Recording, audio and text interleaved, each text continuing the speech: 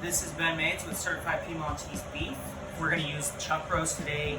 Super underrated, super nice cut of beef, really nice marbling, really nice muscle structure. This comes right off the other end of the ribeye, so you get a lot of that awesome fat flavor and marbling, and a lot of people don't realize this. What you want to do is get any excess moisture off, because when you go to sear your protein, that moisture is going to hinder your caramelization of the piece of beef.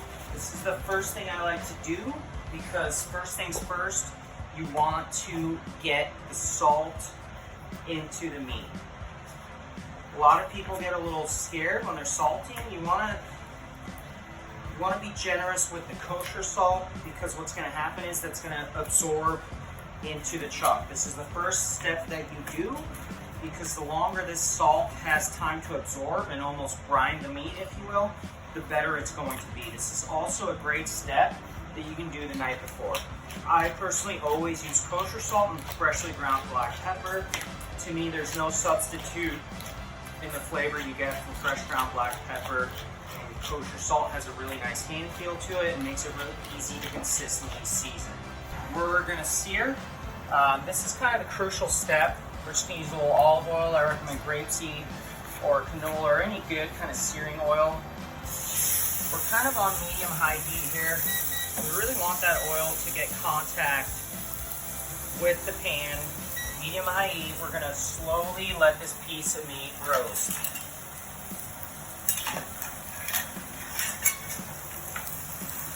Not too hot, not too cold. You can kind of come in here and check, and that's exactly what we want. We want a lot more of that delicious caramelization. A little extra oil is not gonna hurt anything. Delicious extra virgin olive oil. It's only gonna make our flavor sauce more delicious. And the whole idea here is that we're gonna leave this veg somewhat large, because it is gonna braise down in the braise. So the larger it is, the less it's gonna fall apart, and the easier it's gonna be to strain out if we decide to strain it out. Now we're gonna check our roast here. Seems to be doing really good. Getting some really nice caramelization on here. Now we're gonna pull this out. Take a look here, and that's what you want. A really nice, well-roasted piece of meat. Great caramelization, really nice sear.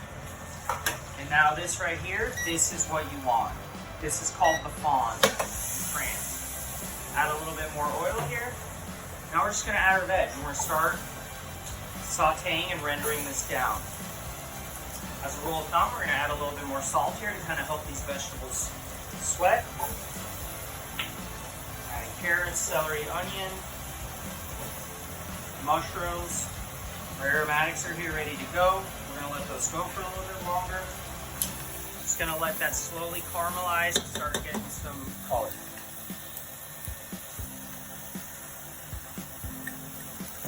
Cracks black pepper, always season in layers. It makes your food taste better. A little here, a little there. It all builds up to make a really great season. So look at that beautiful color on these vegetables. All free flavor. Look at that beautiful caramelization on the bottom of the pan. That's free flavor as well. So this is called deglazing. And boom. Just like that, it's going to slowly but surely get all that flavor off the bottom of the pan. I'm going to turn up the heat a little bit here. Look how that's all coming off super nicely. Now we're going to add our chicken stock. The nice thing is, you can buy this, you can make it at home. Anytime I have a chicken carcass or anything, I love to just make a broth. In the end, this is just free flavor. It's going to add body, richness, and all kinds of goodness to the end product. At this point, we can add our aromatics, 2 bay leaves, a couple nice sprigs of thyme. Springtime's here. Hopefully all that stuff will be in the garden available here pretty soon. I'm going to add just a little bit of pinch of salt, because I do want that to fortify as it braises. Now we're going to take our beautifully caramelized roast. We're going to sneak that in there. And then we're going to put this in a low simmer. And we're just going to let this simmer until it's tender. I don't like to put times on things. I like to just let it cook and see as it progresses. I know this is going to take at least probably 2 to 3 hours, so we're just going to let it simmer low. I'm gonna cook it uncovered because I like to have the chicken stock reduce, concentrate the flavor as it's cooking.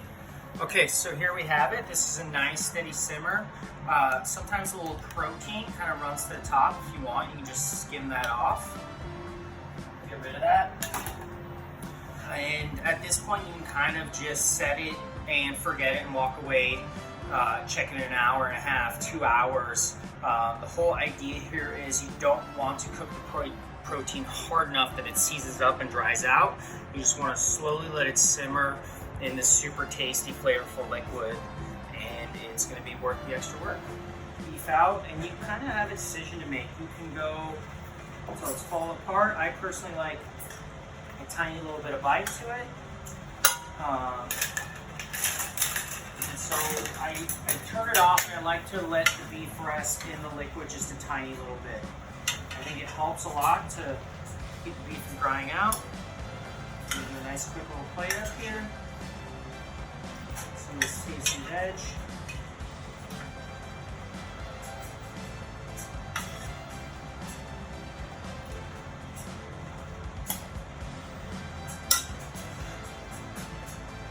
I personally like it with just a tiny little bit of chew to it.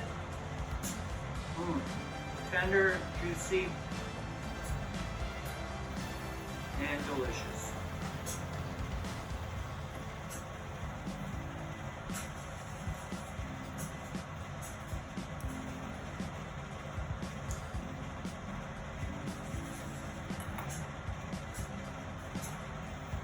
Fennel fronds.